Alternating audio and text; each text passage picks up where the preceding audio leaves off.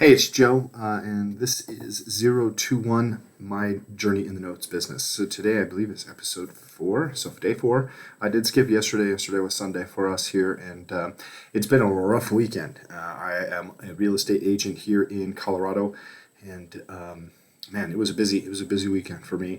I had some contracts fall out, had some buyers come in to town that were looking at houses, and it's a pretty wild market. We're watching this at 2021 right now, so things are going pretty crazy. But that's why I'm looking to get into the note business, looking to expand that, and be the bank. Be the bank. That's what I repeat. The mantra I like to have in my mind is, what do banks do? They loan on property, and why not, right? Somebody needs to live somewhere. That's why I like real estate rentals, just straight up single family homes and some small duplexes.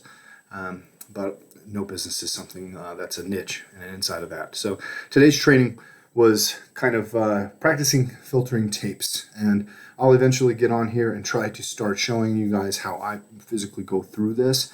But I'm taking my lead from a gentleman who I talk about all the time. His name's Dan Deppen. I'm also a part of Eddie Speed's Note School. He talks about this as well, how to filter through large bits of tape.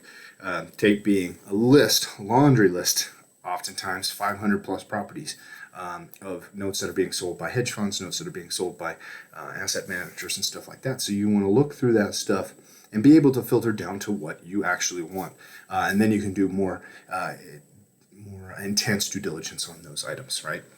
So Dan breaks it down into 3 kind of scenarios and steps, and it makes a lot of sense to me kind of going through it. He has primary filters, he has off-tape filters, and he's got, what else was secondary filters. So, the primary filters are going to be things about the paperwork, the things about the actual asset, loan position or your lien position, right? Are you the first position or are you the second position? I'm interested in seconds, but I don't know how to do them yet. So sticking to first positions in this time of my career. Other things like occupied status. Is it vacant or is it occupied? Things like the states that you want to be a part of. Some states are easier to deal with than others. We had spoke about that in the last video.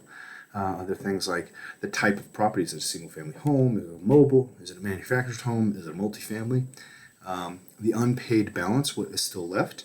The highest BPO value and the lowest BPO value. That's going to give you a sense of what the home can sell for if you ever actually have to take possession of it.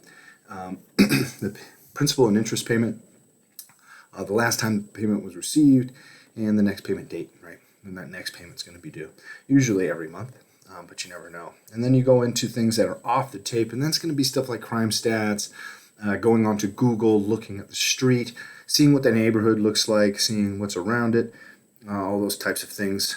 Truly at crime maps. There's a number of resources, and I'll try to link a few of those for people in the description below. That way you guys can take a peek at those kinds of things. But we use Google Maps, Zillow's for BPOs. Sometimes the actual asset has a BPO, which is nice.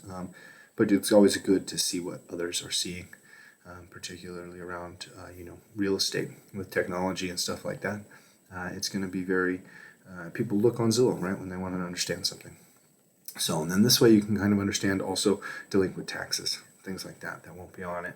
And then the secondary filters are kind of the ways that you can get them down to brass tacks of what you're looking for, right? Are you looking to be in a rural area? Do you want it to be close to a certain geographic area as far as a city? For me, I like to see the counties have a certain population.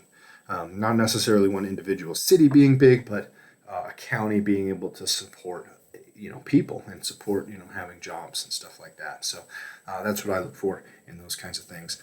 I will try to do some more filtering. Practice is what's going to be how I become better at this, and why I'm doing these videos is to try to have that commitment. But I'll be honest, I did not want to do this. I was sitting there downstairs, just finished building a rock climbing wall with my kids, and I'm like, I got to do a video because I'm trying to showcase my progress. And sometimes I don't, progress is minimal, right? Today was just a little bit of filtering tape and practice, which maybe I should film next time, and I'll probably do that. But hey, thanks for watching, if you're watching, and have a good one.